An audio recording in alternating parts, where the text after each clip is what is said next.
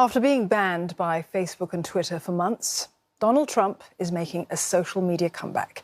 He's launching his own platform called Truth Social. The former US president says that it is a way for him to fight back against big tech. Mr. Trump was banned from Twitter and Facebook after the January 6th Capitol Hill riots.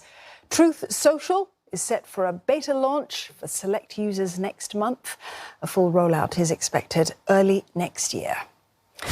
Nick Harper joins us live now in Washington, D.C. for more. Nick, he may well be missing Twitter and Facebook a little bit. Is this a way for Trump to reclaim his internet megaphone? Well, it certainly seems to be. That seems to be the plan, and it seems to have been the plan for some time. It's been hinted at by him and his advisors really for the past few months. He was very angered that he was barred from both Facebook and Twitter. He won't be able to get back on Twitter for at least another couple of years. So he hinted that he wanted to have his own social media platform. In announcing the news, he said, "Your favorite American president had been silenced." He said this was unacceptable. And he said that it was time to stand up to the tyranny of big tech. Earlier on this year, he did launch something else, a foray into the social media world with essentially what was a blog post called From the Desk of Donald J. Trump. But that closed after less than a month. It seemed that it just didn't attract as many people as the former president was hoping. And it's not really clear if this new platform will attract people. He still has huge support, but will they turn away from Facebook and Twitter and use his platform instead? There's been lots of reaction about this, as you'd probably expect. Jason Miller, a former Trump advisor, has congratulated Donald Trump. He says now Facebook and Twitter will lose even more market share.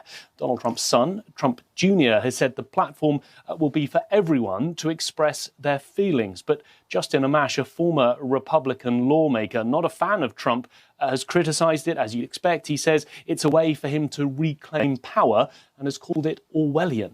Well, social media was certainly useful to him back in 2016 in his presidential bid.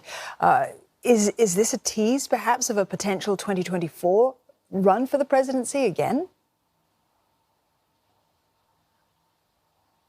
Well, it seems to be another tease, Dawn. I mean, he has put out various teases ever since he left office, hinting that he may want to run again. By creating his social media platform, it certainly gives him a way to contact directly with his base, to engage with them and to do it without any sort of censorship as he had on Facebook and Twitter. So it could help him to continue to grow that base and grow that support if he were to run.